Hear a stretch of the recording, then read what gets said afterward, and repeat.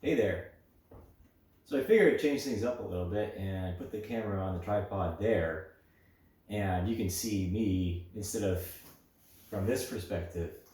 Now, what this says, it is popped up on Facebook. Again, I'm very thankful to all the people that actually are helping with this in the background, running. Because the power of suggestion and stuff like that. If you're in tune with the wavelength and you know what's going on, then it's very easy, and there's no point. Okay, the joke is, I'll make a religious joke here, all right, for as an example. Okay, so the joke is, what does the Buddhist say to the electrician? Stop resisting. Om.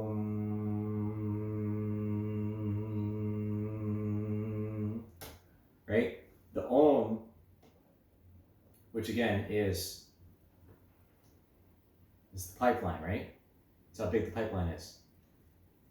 Ohms and amps. Amps is the amount of current that's running through it. And ohms, of course, is the resistance of the material or the person.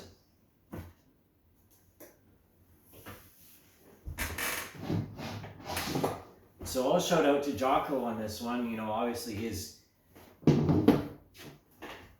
career and other people within the military know especially what to do with leadership and how to do so.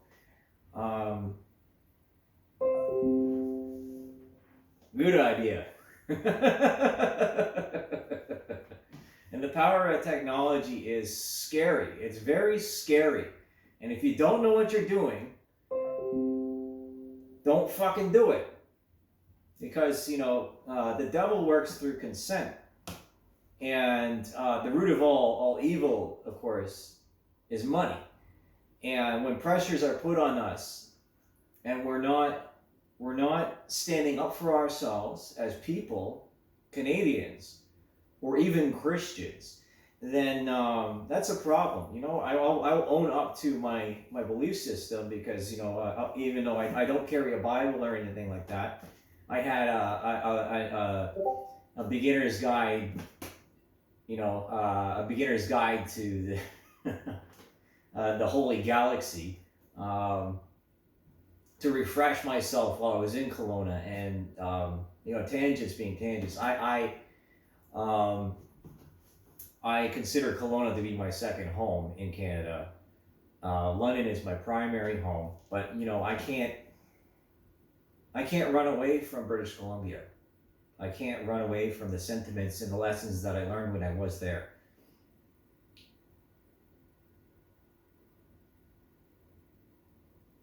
And that's the worst part about leadership, especially from afar, is that sometimes you have to use coercive or manipulative tactics.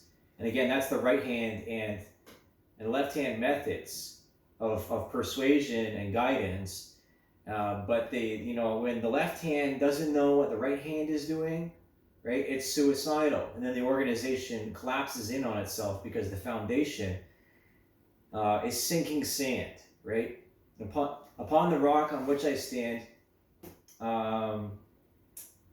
right? The rest is, I'm trying to remember the whole of this.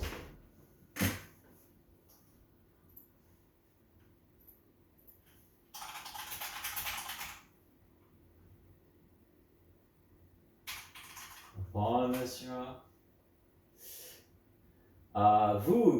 Worship. That's interesting.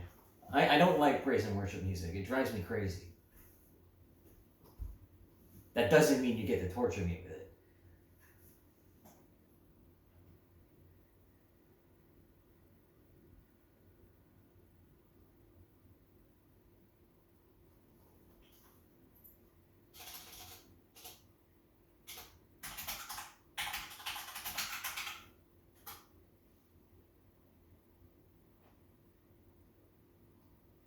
Okay, so that's from Matthew 13:22. The ground of trusting in the riches of this world is sinking sand. The ground of enjoying the pleasures of sin is seeking sand. So Hebrews 11:25. That brings up another joke. I don't know if you ever heard this one. How does a Jew make tea? he brews it. Na na na na na na na na. Oh my goodness, a Fiddler on a Tin Roof, right? And it's raining outside, so it's raining cats and dogs.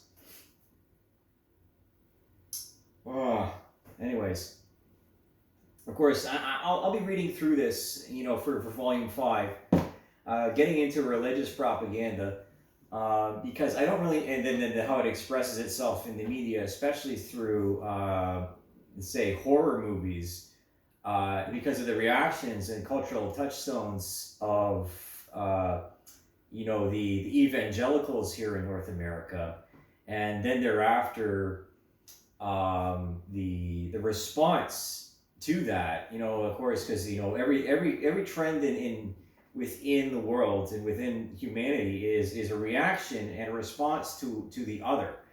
And with that being said, right, because nothing exists in a vacuum. No man is an island, right? So, in the same way with the networking and with the internet as it is now, because the near instantaneous nature of how quickly, again, it's scary, it's terrifying to be on the internet. It's terrifying to be accountable. It's terrifying to be reminded of your past and then having to reconcile your actions with who you are at this very moment in 2024, or if you're watching this in the future, whatever time that you happen to watch this. All right, so what I have behind me is a piece of scripture that my sister posted, and it's from Joshua.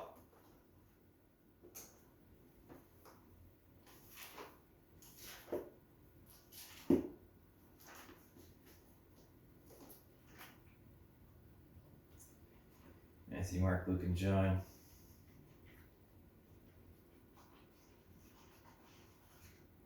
Job. Joshua's in the first, I say in the Old Testament, isn't it? You could pretty much consider me to be an Old Testament motherfucker. I don't appreciate the trespasses against me or my person or my tribe, right? And I have affiliation, not directly, but I have communication with some very powerful people.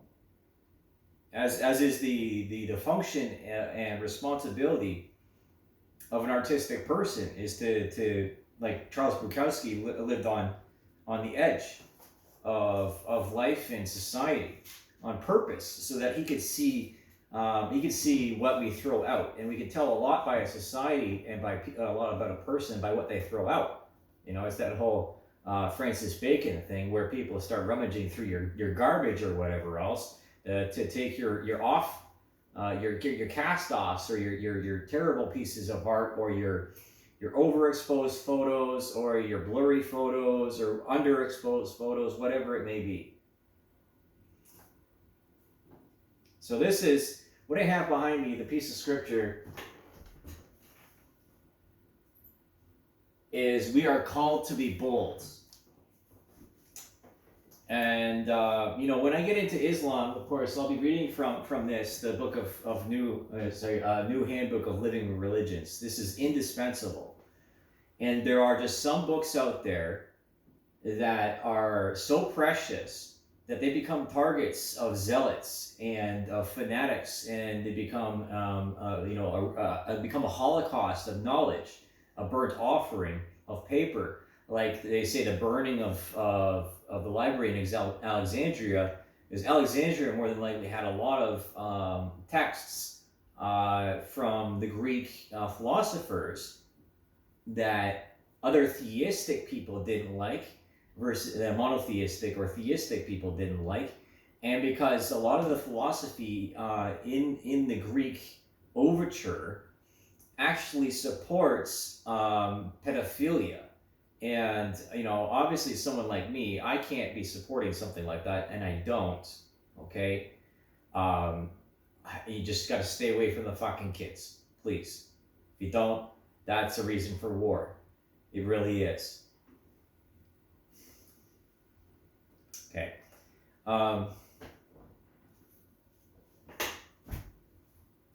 That's the thing, is having faith or religion is like having a penis. Okay? Don't whip it out in public, right, in the middle of Toronto, and start jerking off around other people for exhibitionism. And don't go shoving it down people's throats. Okay? The simple respects, terms of endearment and engagement, right? Like these, how do we measure what kind of conflict are we going to have here? You know, especially if you view things through the lens of conflict all the time, and if you're only seeing things through one part of the one part of the energy spectrum. You know, you're only seeing the visible light. You're not seeing the X-ray. You're not seeing the ultraviolet, etc. And so on and so forth.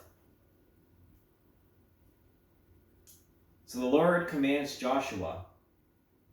I'll read this whole chapter here because, you know, to take this out of context, you know, of course, it's the middle of it is, have I not commanded you? Be strong and courageous. Do not be terrified. Do not be discouraged. For the Lord is your God, will be with you wherever you go. Right? So the Lord commands Joshua. After the death of Moses, the servant of the Lord said to Joshua, son of Nun, Moses' aide, Moses, my servant, is dead. Now then, you and all these people, get ready to cross the Jordan River into the land I am about to give them, to the Israelites. I will give you every place where you set your foot, as I promised Moses. Your territory will extend from the desert to Lebanon, and from the great river, the Euphrates, all the Hittite country, to the great sea. On the west, to the great sea on the west, no one will be able to stand up against you all the days of your life. As I was with Moses, so I will be with you. I will never leave you nor forsake you. And they say that, you know, again, I was talking about the video about, you know, Jewish Zionism, in which the fellow giving the presentation says that, right? Because again, the Old Testament and one of the books of Jewish faith are the same, right? Was it the Talmud or the Torah? I can't remember exactly which one.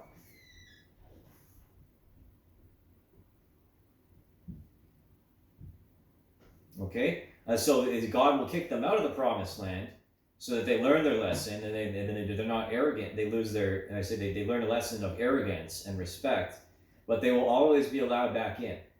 Now that in itself is grounds for abuse, right? That's justification through propaganda and through fanatical belief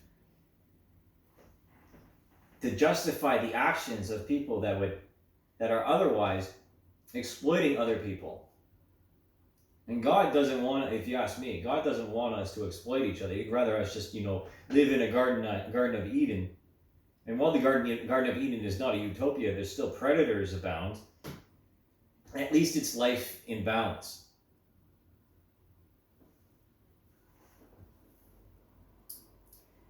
Be strong and courageous, because you will lead these people to inherit the land I swore to their forefathers to give them. Be strong and be very courageous. Be careful to obey all the law my servant Moses gave you. Do not turn from it to the right or to the left, that you may be successful wherever you go. Do not let this book of the law depart from your mouth. Meditate on it day and night, so that you may be careful to do everything written in it. Then you will be prosperous and successful. Have I not commanded you? Be strong and courageous. Do not be terrified. Do not be discouraged, for the Lord your God will be with you wherever you go. So Joshua ordered the officers of the people, go through the camp and tell the people, get your supplies ready. 3 days from now, you will cross the river Jordan herein to go in and take possession of the land the Lord your God is giving you for your own. But to the Reubenites, the Gadites, and the half-tribe of Manasseh, Joshua said, remember the command that Moses, the servant of the Lord, gave to you. The Lord your God is giving you rest and has granted you this land. Your wives, your children, your livestock may stay in the land that Moses gave you east of the Jordan. But all of your fighting men, fully armed, must cross over ahead of your brothers. You are to help your brothers until the Lord gives them rest, as he has done to you, and until they too have taken possession of the land that the Lord your God has given them. After that, you may go back and occupy your own land, which Moses, the servant of the Lord, has given you east of the Jordan towards the sunrise. Then you answered, Joshua, whatever you have commanded us, we'll do, and whatever you send us, we will go. Just as we fully obeyed Moses, so we will obey you. Only may the Lord your God be with you as he was with Moses. Whoever rebels against your word and does not obey your words, whatever you may command them, will be put to death. Only the strong and the courageous.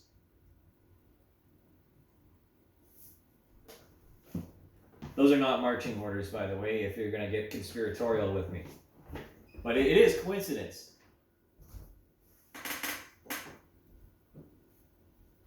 I don't command an army. I barely have control over my own life.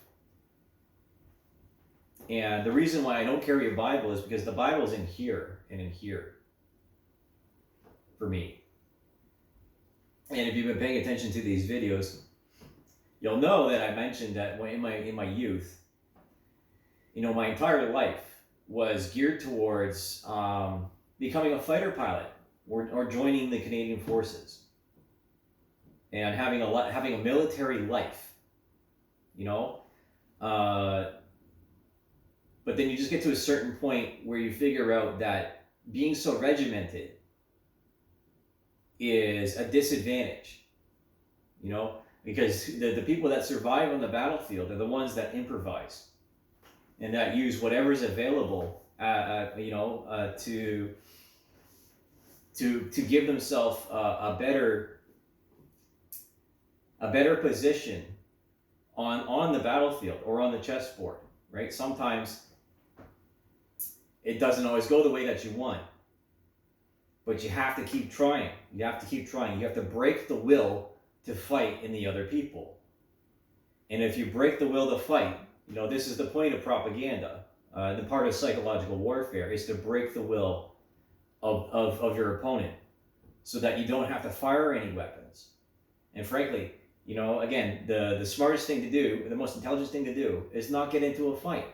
Because no matter what, someone's going to get injured. Someone's going to have hurt feelings, and they're going to need a hurt feelings report when they go to the ambulance.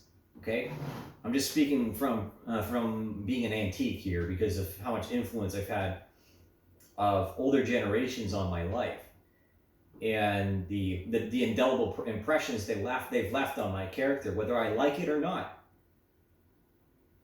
And when I'm saying, I have the Bible in my heart, in my head, is because and I'm sure other people were doing this too, listening to the broadcasts on the CBC in the middle to late 90s, well, the conflict in Bosnia was going on. And so, of course, the conflict in Bosnia had to do with a religious genocide. Bosnia, Herzegovina, Yugoslavia, right? Between Muslims and Christians, if I remember correctly.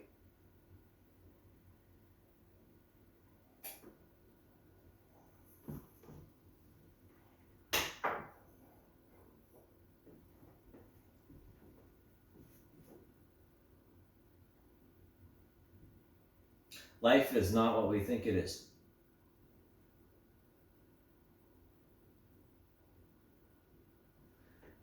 So at the end of this 20-minute video, we are called to be bold.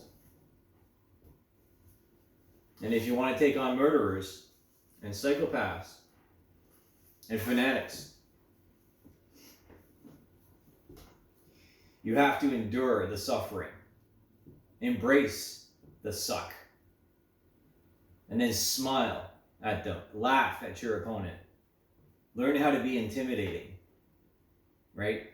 And the way that you learn how to be intimidating a lot of the time is just to stand there and not show any emotions.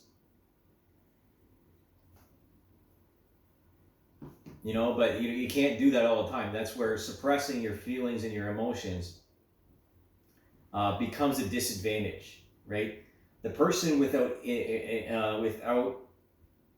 empathy and a person without sympathy, again, know thy enemy as thyself, Sun Tzu, right?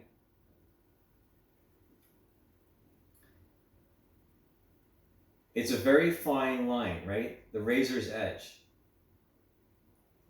between enslavement and freedom. So which do you choose?